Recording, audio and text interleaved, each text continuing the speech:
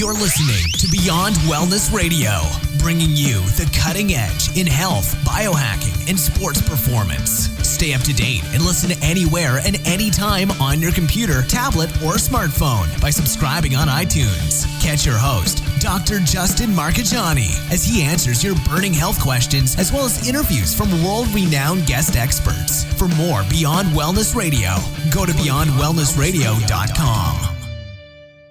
Hey there, it's Dr. Justin Marchegiani. Welcome to Beyond Wellness Radio. Feel free and head over to beyondwellnessradio.com where you can access our full podcast transcriptions. While you're there, you can also sign up for our thyroid and female hormone video series. This series goes into the root cause of why your hormones are out of balance. While you're there, you can also schedule a functional medicine consult with Dr. Justin, myself, where we'll dig deeper into the root cause of your health challenges. Feel free and think of sharing this podcast with at least one person. This podcast grows by people sharing it. Sharing is caring. If you can think of one person that can benefit from this information, please feel free and share it. If you're enjoying the podcast, make sure you subscribe on iTunes. You can also click below the video or podcast where you'll see the iTunes review button and leave us a review. You can also sign up for the newsletter at beyondwellnessradio.com where you'll get updates before anyone else. Thank you so much and enjoy the show. Hey there, it's Dr. Justin Marchegiani. Welcome back to Beyond Wellness Radio.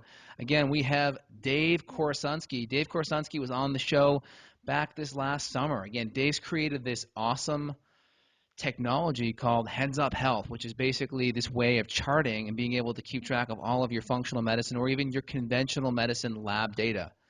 Dave's actually a patient of mine as well. And Dave came to me one day and he had all this lab data and we had it in a big Excel spreadsheet. And Dave came to me and said, hey, is there a market? Is there a need out there for people to be able to keep their lab data in a way that's organized so we can chart it, look after it, and be able to see how things in your health changes, just a way to kind of frame things out better. And I agree with Dave, and Dave's been on this journey creating this basic better mousetrap, which is phenomenal, and I'm starting to use it with my patients as well. So I wanted to welcome Dave to the podcast. Yep, thanks for having me back, Doc. Last time we spoke was earlier this summer, and we were still building. Pleased to say that our software is now available. People are using it. They're loving it. And you and I were talking and said, why don't we put together a demonstration of how people can use this specifically for tracking results on paleo. So we thought it would be good to do a case study with my own data so people can see exactly how this works and exactly how it can solve the challenge that I was facing, which is that my medical records were everywhere. I'd mostly been seeing conventional doctors, and yet you were the person I wanted to share my records with. And so largely out of my own frustration, I started to build Heads Up Health. So very happy to be back. Awesome. And just for everyone listening at home here, this podcast is actually going to be on video as well. So if you're listening to it on the iTunes stream, feel free and click below. We'll have a link to the YouTube podcast page where you can actually watch our ugly mugs in process and also be able to see the screens. We're going to be sharing our screens here via Skype where we're going to have some lab data things that'll be more visual. So click on screen below and join with us on the video feed. And you've got a collared shirt on, Doc, so you've already one-upped me just on the attire. You got it. If you could just tilt your screen down just a little bit so we can – there we go. Oh, perfect. The pipes. I love it. Yeah. All right, great. So here's our agenda, Doc. You want to take us through this? Yeah, let's go through it. So overall, we want to work on providing the tools for people that are switching over from a healthier diet and a healthier lifestyle. So we like to use the framework, a paleo template, because paleo is nothing more than an approach that's using anti-inflammatory, nutrient-dense, and low-toxin foods to help modulate inflammation, improve health, and performance. So it's great because we have people that make these dietary and lifestyle shifts and they feel better, they look better, their clothes fit better, but what's really happening under the hood biochemically? And we know there's a lot of things that do happen, and the Heads Up Health software will help kind of be able to quantify that so we can see it. And we're going to talk about some of the lab markers in depth today and what those look like and what they mean. We're also going to talk about some at-home markers too, such as waist-to-hip ratio, blood test. We'll go over that in a bit, but things you can do at home outside of the lab and outside of needing a lot of needles for the most part. And then we're going to do some case studies. We're going to go over Dave's old labs, and some of his new labs. We're going to look at them. We're going to break it down. We're going to show you some changes that were made from a functional medicine and paleo type dietary changes. And then how do we get started? What are the things that we need to do, or people listening at home need to do if they're really getting motivated, they're getting pumped up? Where do we go? What's the next step? We're going to talk about labs and how we can get started. Sounds great, Doc. So yeah, on this slide, I think really what we're getting at is that, especially in my case, and I'm sure with your other patients, you can make a dietary change and quantify your success. And in my case, it was actually when I started really digging into the data with you, which is when I started getting results. So we want to show people how you can easily track this information and not be intimidated by the data. We'll show technology that can help you track it all. And empowering yourself with your own medical records is incredibly effective, and it worked for me. And so that's essentially what we're going after here, is how you can track your success as you make these diet and lifestyle changes. And Doc, what do you see with your patients who actually are doing the tracking and have the data? Do you see better results or not? What do you see in terms of how your patients are tracking today? Well, anytime we can tangibly chart something from pre and post, it gives people motivation. So number one, when we see the blood sugar go down, when we can chart sleep, when we can see an improvement with sleep, when we have ways to organize data like food logs and such, or tap into our MyFitnessPal, or be able to look at blood pressure and things over time, it's really nice. It really provides a lot of motivation, and it keeps things really organized. So I think it's definitely a win-win for the doctor and myself, because it keeps things at my fingertips, but it also makes it easy for the patients. And then there's also some cool features we'll talk about in a bit that we can plug in variables like sleep and blood sugar, and being able to extrapolate and say, hey, does your sleep, does your party night affect your blood sugar the next day too, which is kind of cool. Yeah, and I remember when I was coming to your office in Cupertino when you were based in the Bay Area, and I just started working with you at that time, and I'd come in and sit down with you, and we'd look at all of my results in a spreadsheet, and you'd look at my thyroid data and my lipid panels, and you'd make recommendations, you'd give me a protocol, you'd give me some supplements to take, and then we'd retest 6 months later. And using that approach, first of all, it was incredibly educational for me, and second, it was just probably the best care I'd ever received. And that's when I actually started to see results, is when you and I were collaborating and using this information. You were showing me the changes in my own numbers, and it was incredibly effective. And so hopefully today we can communicate how other people can do the same. Awesome. And I think it's also really great too when you've tangibly had this successful shift or change in your lifestyle, and then you want to go express that change to your family and friends. And people say, well, you're just full of it. But if you can say, hey, look at this data, look at this, look at that, it really can help make a case to any people in your family or in your life that you want to help sway over to a healthier lifestyle too. Yeah, particularly skeptics. And I listen to a lot of podcasts on health, and there's a lot of, I guess, what would the word be, debate about which nutritional template is the best. And if you have the data to say, listen, I've measured my blood chemistry, I've measured the data at home, these numbers don't lie, then you have definitive proof. And so I think it's one thing we wanted to do with Heads Up Health was not only help people track the things like weight and blood pressure and blood sugar, but also be able to say biochemically what's happening. Are my lipid markers getting better? Are my inflammation markers getting better? And I think when you have both sides of the story, you really have a defensible position at that time to say, yes, this works for me. Here's my data to prove it. Totally agree. I think that's what we're after here. So maybe, Doc, take us through this slide, which just talks about some of the things as people are making a nutritional change towards paleo. What are the things that you typically ask your patients to collect at home, and what types of trends should they be seeing with these things we've got on the slide here? All right, let's roll up our sleeves and dig in. So this is what I call the low-hanging fruit. These are things we don't need a needle, we don't need expensive lab work for. So number one, body composition. This can say so much. A lot of people get their head wrapped around needing to jump on a scale and seeing how much the scale says in pounds, but we know that body fat may not show true when it comes to weight, because as we get less inflammatory and we're eating more nutrient-dense foods, we put on more muscle. Muscle weighs twice as much as fat. So if we put on 2 pounds of muscle and we lose a pound of fat or 2 pounds of fat, the scale may look exactly the same, yet we feel smaller in our clothes. So we want to have a good scale. we've talked about this. The Tanita scale is a phenomenal scale to look at water, hydration levels, and even body fat. So we like body fat. For men, that could be 12 to 15%, 12 to 17%, depending on what time of the season it is for you. And for women, it may be a little higher, maybe 16 to 22. It really depends. Some women, when they get too low fat, it can really affect menstruation and their cycle. So we're a little more generous on the body fat percentage for the females. Kind of keep that in mind. Next would be blood sugar. Blood sugar is important because as you start to lose weight, one of the big things that starts to happen is we have better blood sugar control because we're becoming more insulin sensitive. So looking at blood sugar fasting can be helpful via a blood test monitor like a Bayer Contour or a One Touch.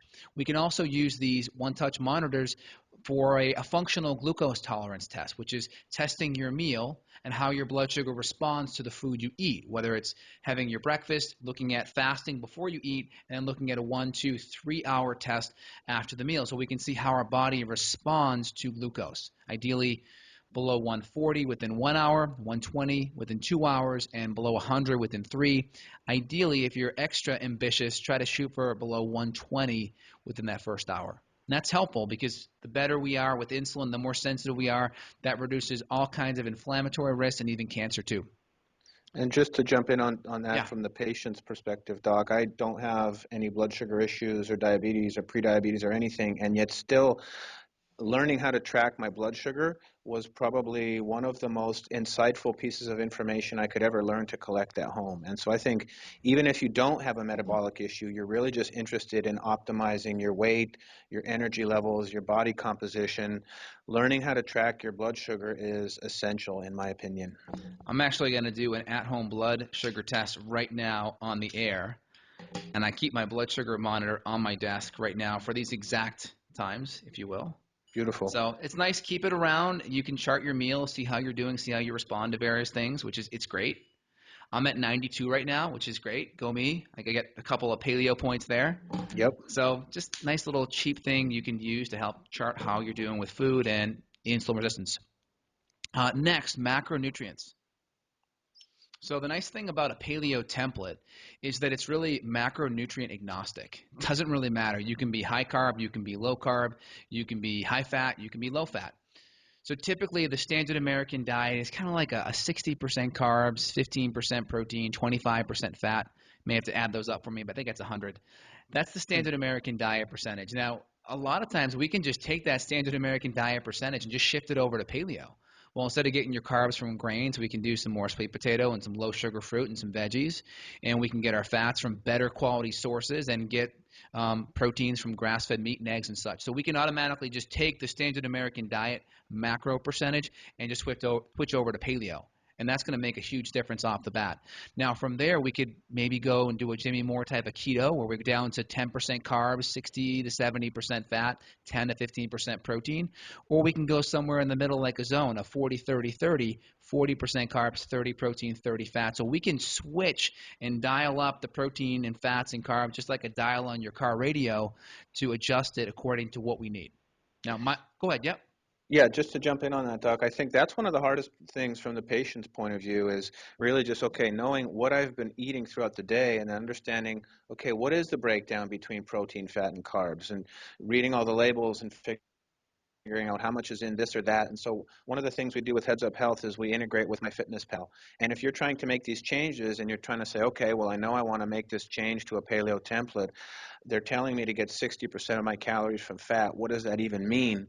And so MyFitnessPal is an incredibly effective tool, especially for the beginner, because you can essentially just enter in everything you're eating, and it's going to give you a readout of where your distribution is across protein, fat, and carbs. And using that tool, it becomes very easy to educate yourself, and it allows you just to fine-tune instead of a lot of guesswork. It's just a really helpful way to start to get your ratios right. And we'll get into the specifics on that. But for people who want to do this, there are some tools out there that make it a lot easier.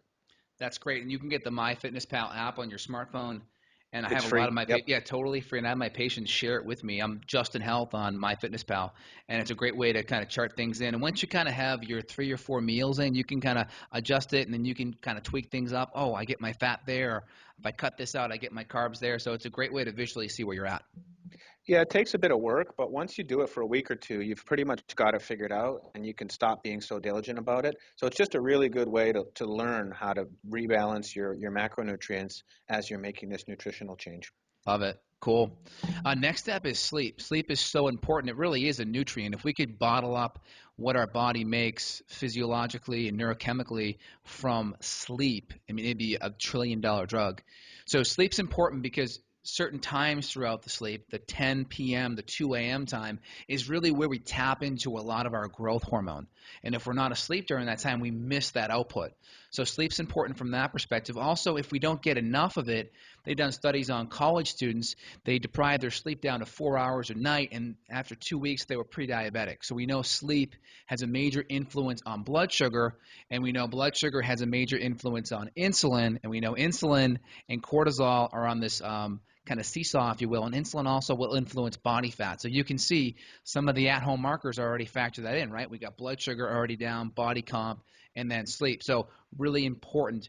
I want to make sure sleep's there, and we can integrate with the Misfit, which is great. I have mine on now, and that will Yep. help kind of monitor your sleep time, and that does the API feed to Heads Up Health, and you can track your sleep as well. Beautiful. So I know last time we talked about this, you were explaining the linkages to me as you start to go paleo, as your blood sugar starts to normalize, how that starts to affect some of the insulin markers and the circadian rhythms and the cortisol rhythms. And so I guess what you're saying is as these changes start to sink in, you should start to feel yourself sleeping better, sleeping deeper, maybe getting onto more of a normal circadian cycle. Is that right? Yeah, so you can see right here, I did 8 hours and 3 minutes last night on Yep. my Misfit. Yep. So I get some more brownie points there. But regarding that, you're 100% right because, like you mentioned, the cortisol circadian rhythm, cortisol higher in the morning, lower at night, and then melatonin flip-flops, or it basically flips the switch. So as cortisol drops, melatonin comes back up, and we need good melatonin levels to have sound sleep. And it's also a powerful antioxidant. Cool. All right, next, fingernails. These are like a gateway into protein and fat digestion, even minerals too. So we have these nails here that go up and down, and you can see if you put your finger across the nail, you can feel east to west or right to left, we can feel what are known as vertical ridging or ridges. And some people even have it horizontal. So if it's horizontal, you got to basically go in the direction of the finger to feel it. If it's vertical, you can go across it. And that's going to be indicative of protein maldigestion. And it can even be fat because fat and protein typically function and dysfunction together because Yep. hydrochloric acid is there to help break down protein and activate the proteolytic enzymes, but it's also there to trigger the gallbladder and the pancreas to produce enzymes and bile for fat. So protein and fat are typically connected.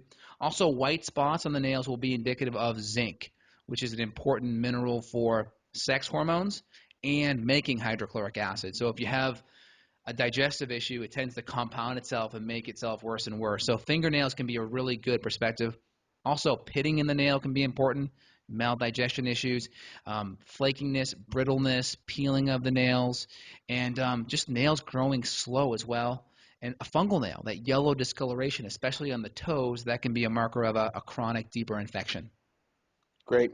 And Next, then the go ahead. last one for the at-home markers. Yeah, blood pressure is a really important one. Blood pressure can go 2 ways. Now, if you're really inflamed, it tends to be high. And high blood pressure is important because it means that your heart has to beat harder, has to pump harder to get blood into systemic circulation. So we get concerned about congestive heart failure and such. But again, if we reduce inflammation, that typically decreases a lot of the things that drive blood pressure to go high. Inflammation and blood pressure basically are on a parallel correlation, okay? Direct correlation. Now, most people that are adrenally fatigued, if their blood pressure isn't high because of chronic inflammation, a lot of times it's actually low because their adrenals are dysfunctional. They're hypoadrenic, not Addison's disease where it's adrenal failure, but there's more of a dysfunctional HPA axis cortisol rhythm. And that low blood pressure is important because we'll see a lot of symptoms of if you bend over and stand up fast, we may see that dizziness because we don't have adequate blood pressure to perfuse oxygen and nutrition to the brain. Also, we'll see it in a blood pressure test called a Ragland's test. If we sit down or lay down and do a blood pressure and stand up and then do it right away after, we should see about a 10 millimeter of mercury boost. And a lot of people, we see a drop in it, meaning their adrenals can't respond because those mineral corticoid portion of the adrenal glands, actually, I got a textbook on the adrenal glands right here. Maybe I can even pull up the exact page here as we're chatting. But that part of the adrenal glands is not functioning enough, and it can't control the minerals, which are super important for getting everything, getting the blood pressure regulated. So one of the big things we do with that is get enough sea salt on board and fix the adrenals, and we'll see the blood pressure improve. So that's a nice thing that you can look at, is that Ragland's or that orthostatic hypotension test to assess that. And that's just using a standard blood pressure monitor at home, which you can pick up pretty much anywhere, Walgreens or anything like that. Just pretty much standard blood pressure test. Exactly. And then just people at home here, this is the adrenal cortex, and this is where the outer part, the outer layer of the adrenal gland right here, that's where aldosterone's made. So that's kind of how the blood pressure can really give us a window into what's happening in the adrenals. Yeah, so these at-home markers, I mean, this pretty much mirrors my exact experience since I've been your patient, which has been since about 2012. My body composition has completely changed. Body fat percentage has gone down. Weight, in my case, has pretty much stayed the same. It's just the fat that's come off. I started tracking sugar, and that's one of the most important things for me. I really keep an eye on that. I see how my body responds after different meals. I'll check my sugar 1 hour and 2 hour after. That's gotten better. I've learned how to dial in my macronutrients.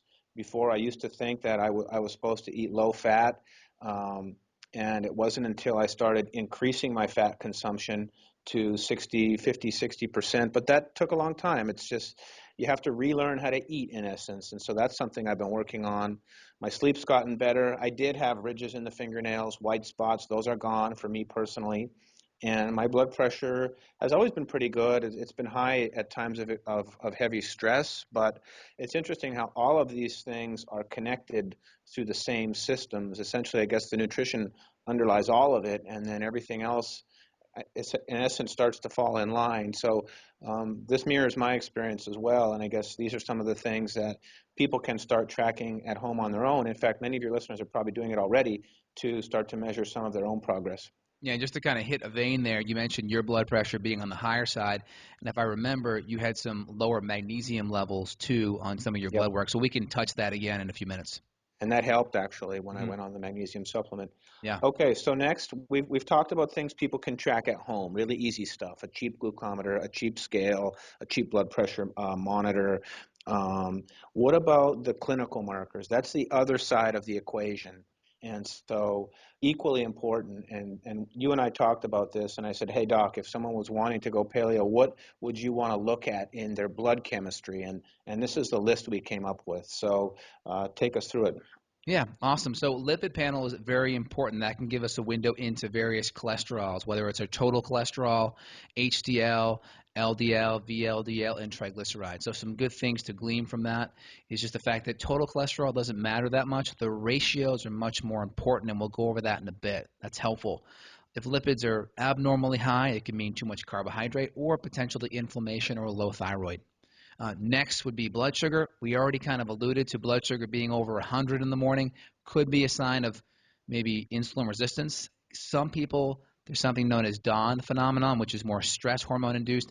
Also, we talked about the functional glucose tolerance to know if we're responding to our meals well enough. Again, trying to make sure we're not having too much carbs or too much inflammation in our food. Inflammation, another important marker. All right, we have things like highly sensitive or HSCRP, C-reactive protein. We have fibrinogen, looking at clotting factors, homocysteine, and ESR, or erythrocyte sedimentation rates. We also have thyroid hormones, looking at the brain, the T4, the T3, and various antibodies to look at thyroid production.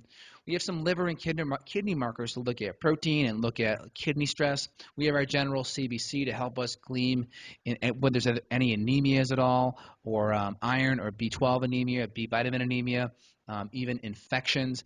We even have iron panels to further elucidate microcytic iron anemia. And then we have vitamin D and red blood cell magnesium, which is important because they're important nutrients that we can be very deficient in, especially in the winter.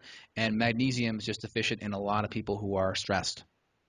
Yeah, and from my point of view, just from the patient's point of view, it seemed like a lot. One of the first things I did was go back to some of the doctors I'd seen in the past and requested copies of my old labs.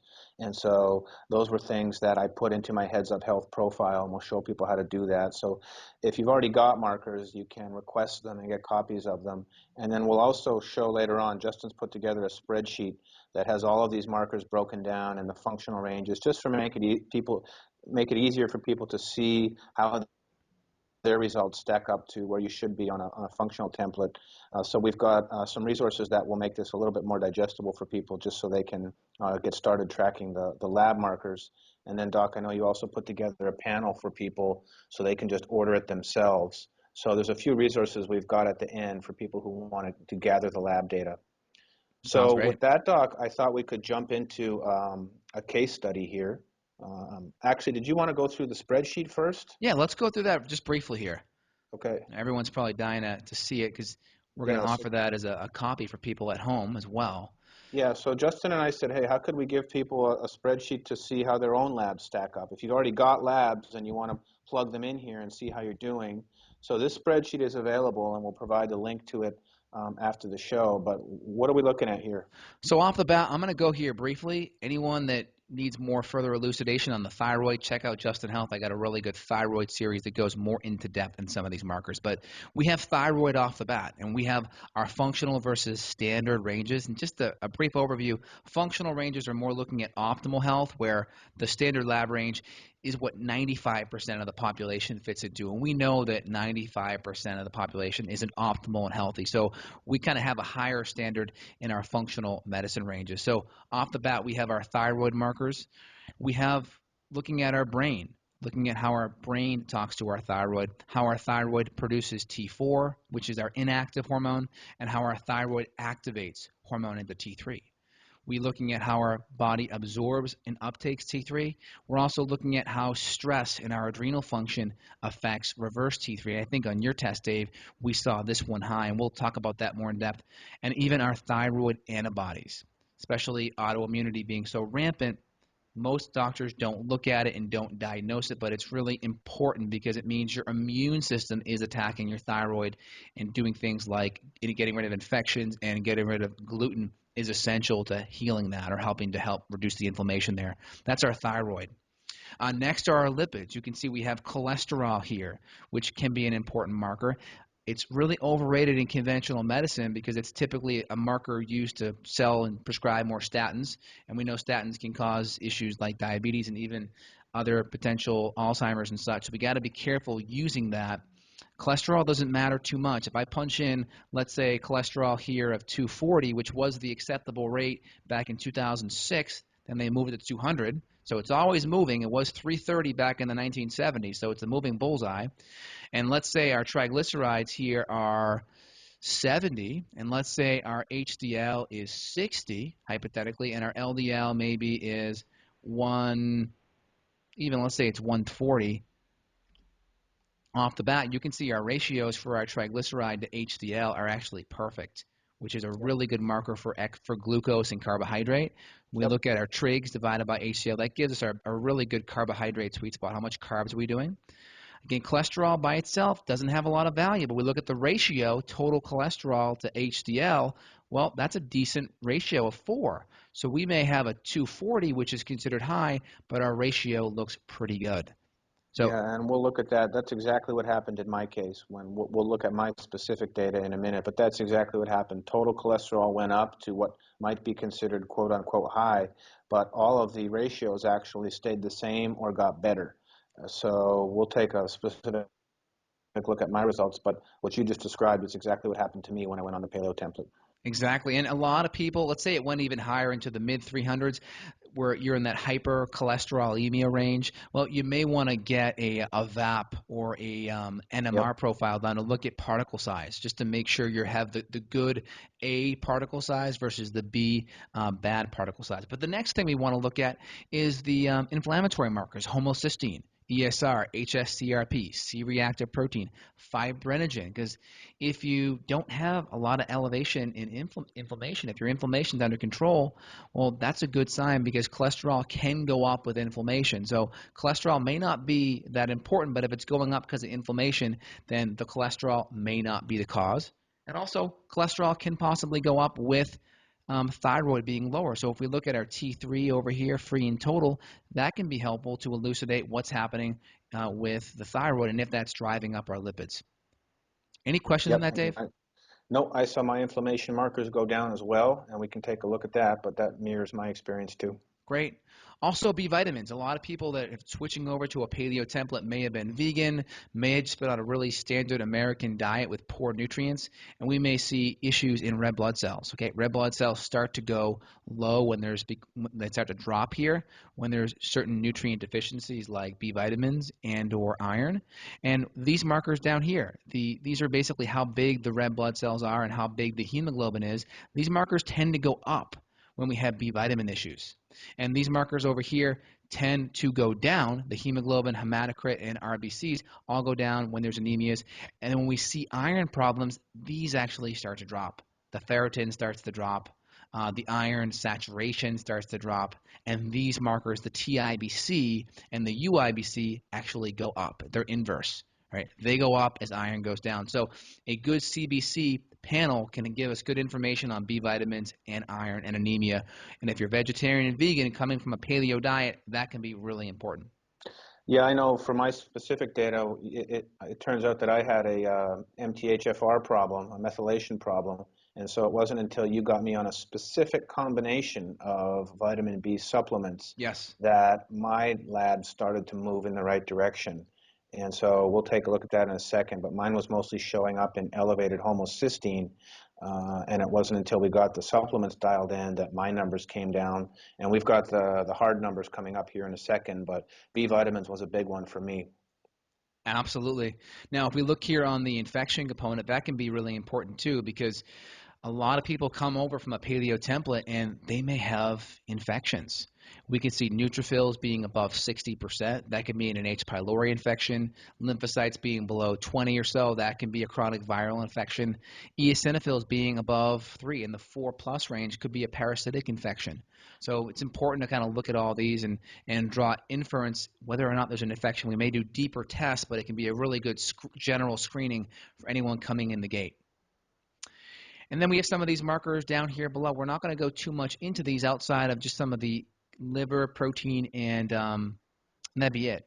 So we already went over the glucose, right? Glucose was an important one. We have BUN and creatinine, which are important markers for protein and kidney function. If we have low creatinine here, that could be a potential sign of low protein. If we have low BUN here, that could be a sign of low protein as well. Also, albumin, globulin, and protein. If these are out of balance, these can mean protein issues or digestive issues too. So we got to keep those all in mind. We have our liver enzymes here too, where if these are high, and I say above 30, there can be some liver stress, whether it's toxicity or maybe you had a rough night the night before at the bar. So that could be a possibility. And also magnesium. We've all been there, Doc, once or twice. We've all been there, absolutely. And then red blood cell magnesium, which we'll talk about in your labs coming up, which could be important because magnesium is essential for over 300 enzymatic reactions in the body, also keeping the arteries nice and relaxed and being a nice sedative and helping you to relax as well.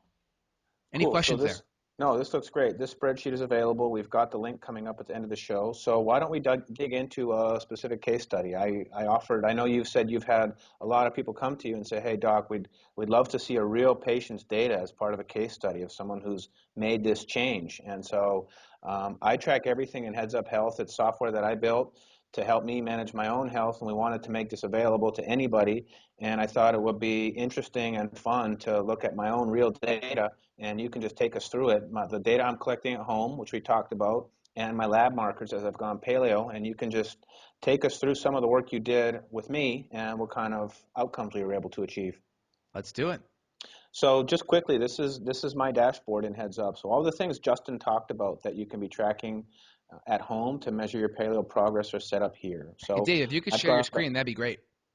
oh, that must have gotten turned off here. Let me try that again, share screen. And then just while you're doing that, everyone that's watching this at home, that blood test review, that blood test roadmap sheet, we're going to give you a link at the end so you can get access to it yourself and be able to be able to track your own lab markers in it as well. Okay, is it up now, Doc? You're up. Okay, cool. Yeah, so when you want to track all of this, it's a lot of information. So we built Heads Up as a way to just centralize it. And so these are my body composition readings. Justin talked about measuring weight and body fat. I use a scale called the Tanita. Both Justin and I use the same one, but we also plug into the Fitbit scales and the Withings scale so you can bring it in wirelessly. Here's how I check my blood glucose. So every morning when I do decide to check my blood sugar, I just come here, enter my glucose reading.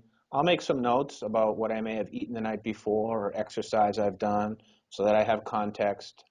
And then here's the macronutrients, the MyFitnessPal data.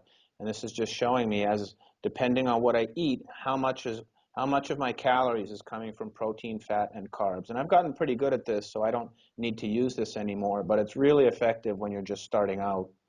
And then Justin talked about sleep. My sleep is being tracked by a device called the Misfit Shine, but there's a number of free apps out there that can help you track sleep as well.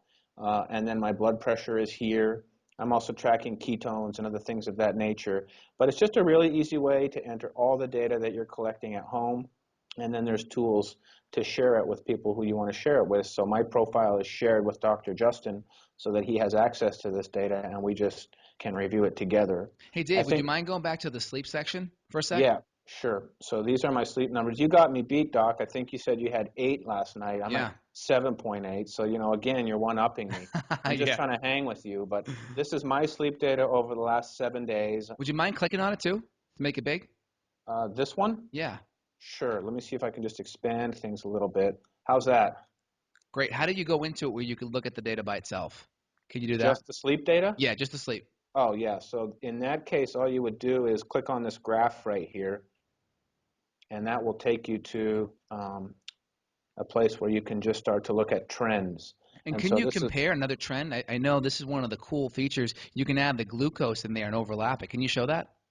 yeah, anything that you're tracking in here, you can put on the graph. So let's say, one of the things I've been tracking, so let's say I want to track sleep, there may or may not be a correlation with my fasting blood sugar, but I can put it on the same graph and look at it at the same time. So this is over the last 30 days, and I can change it to any date range I want. But you can see over the past 30 days, my blood sugar, my fasting blood sugar has been as high as 99, and it's been as low as 78 as I've been on the ketogenic diet. My sleep, I've been a pretty good sleeper regardless, so there hasn't been a lot of change. But you could start to compare those types of things. More interestingly is I've been on paleo for years, so my sleep's been pretty good for quite some time. But if you're just coming onto it and you wanted to say, okay, I'd like to get a device that can help me track my sleep, like the Misfit, and then measure that over 6 months as I go on paleo, you could start to graph all of that data. I think, equally interesting is one thing I've been tracking over the last month. Oh, I wanted to add one thing, Dave, before you go Yeah, on. I sorry, think go if ahead. we had a marker for partying in there, I think we may see an inverse correlation between sleep and partying. What do you think? Doc, in my case, I think that's going to be the subject of a separate podcast. Yeah, I'm not sure I want to get into that data. The Dave of old would have probably had some numbers that didn't look so good on the graph. Love it. But anyhow, yeah, we don't have a marker for partying in the software yet, Doc, but for you, we'll build it. Perfect. So these are the labs, and so this is what you and I have been working on for years, is just getting these things dialed in. My vitamin D levels, my RBC magnesium levels that were down, my thyroid panel. I'd been seeing a conventional doctor for years. He only ran TSH. It wasn't until I saw a functional doc where you ran the full thyroid panel. Turns out my reverse T3 was too high. my T3 was too low and my T4 was too high. There was a conversion problem. I didn't even know what the heck that meant until I met you. All of this lingo, you know what I mean? But that's where you helped me get to and understand the things that could start to affect those ratios. So take this is my data. You can see before I went paleo, my cholesterol was about 177 total. And then it went up predictably as I made the dietary change, but so did my HDL. Yep. And my cholesterol ratios actually stayed the same. They got a little higher, but they're actually now better than they've ever been. So looking at this lipid panel, Doc, what do you see? Yeah, so off the bat, you can see your cholesterol numbers actually did drop. Now, one of the biggest things that's interesting is cholesterol, dietary cholesterol doesn't influence cholesterol that much. A lot of times it's sugar and carbohydrate and Sure. inflammation. So Interesting. cholesterol drop, and you can also see your ratios improved with Yep. your trig to HDL. And I even think your total or HDL, the total as well, also improved too. So a lot of these markers are moving in the right direction. Now, you weren't really off to begin with because you were already pretty healthy. But if you're coming into this game with some inflammation and health issues to begin with, you're going to see dramatic improvements on this stuff. Yeah, and I think if you were just to look at the total absolute number and say, hey, I made a dietary change and my total cholesterol went from 177 to 228, there are a lot of people who might jump to an assumption that that's bad. But that's actually not entirely the whole story. You can see my HDL went from 68 up to 81, and actually my ratios stayed stable, and in fact, most recently they got better. So that was important learning for me, that I just didn't jump to an assumption because one number went up. You really need to look at the ratios as a whole before you come to any conclusions. Is that right? Yeah, and also your inflammation markers dropped as well, which is huge, meaning Yeah. the So here they cholesterol are is, here. yeah, Yeah. So we'll jump onto it. this is my CRP. It was good to begin with, about 0.48, but then it's come down to zero point 0.1. And then the homocysteine, actually, which is another inflammation marker, you can see here, back when I was first working with you, it was high, and we've cut that by almost 40% here, down to It's 8.7. So great. Awesome. these were my results, and they were really effective, and these were the inflammation markers. So anything to comment on there? Yeah, inflammation's going down. We helped you with some specific B vitamins, maybe some MTHFR stuff, Yep. and you're just living a really good anti-inflammatory lifestyle, which is great. How much of a role does physical exercise play in reducing inflammation? Because I've always been really physically active, and this is from some of my own personal research. I've done some reading that exercise has a way of reducing inflammation. And so, do you see differences in your highly physically active patients versus the non-physically active patients with respect to inflammation levels? Well, inflammation, basically, exercise can be a really big stimulator of growth hormone, which can be, a really good signaler to put on muscle, and muscle can help many, many different things, right? And also, the more muscle you have, the less fat, the better leptin sensitivity, better insulin sensitivity. So a lot of things happen with exercise in and around muscle, but we want to make sure we're choosing exercise that's going to be interval-based, resistance-based. If we do too much long, slow, chronic cardio type of stuff, that can actually be inflammatory and drive more cortisol. So the right kinds of exercise, the things you're doing, are going to be anti-inflammatory because of their effects on muscle and hormones. Yeah, that wasn't always the case for me personally. I was actually overtraining at one point when I was also under a tremendous amount of work stress. And I didn't realize it at the time, but I thought the physical activity was good. It was really intense, like the P90X and the Insanity workouts, when I was already really taxed stress-wise. And looking back on it, I realized I was just pounding my body further into the ground. And so I've actually backed off quite a bit. I don't do training that's that extreme anymore, and it's made a big difference. And also, when you're under a lot of stress emotionally, that cortisol and adrenaline can mobilize extra glucose. And a little bit of the right exercise, especially interval, circuit, resistance stuff, can clean out that glucose from your body and burn it up, which can be helpful and reduce stress too. So these are some of the liver and kidney markers. I think the Mm-hmm. last ones that were interesting for me with respect to working with you was here's the glucose markers. They've stayed pretty much the same, but in my case it was the thyroid panel. And again, it was working with you where we found the T4 to T3 conversion ratios, the unusually high reverse T3, and that's, I think, the importance of doing the full thyroid panel. Correct? Yeah, most doctors barely would ever run a T4. It's typically just a TSH. Now, we ran the T4. We ran the whole kit and caboodle that we showed you on the blood test roadmap, but we even ran a reverse T3, which never gets looked at, which can be a sign of adrenal stress and a sign potentially of liver issues, because our liver's got to clear that out. So that's really gives us a good idea that the thyroid issue is probably connected to an adrenal stressor too.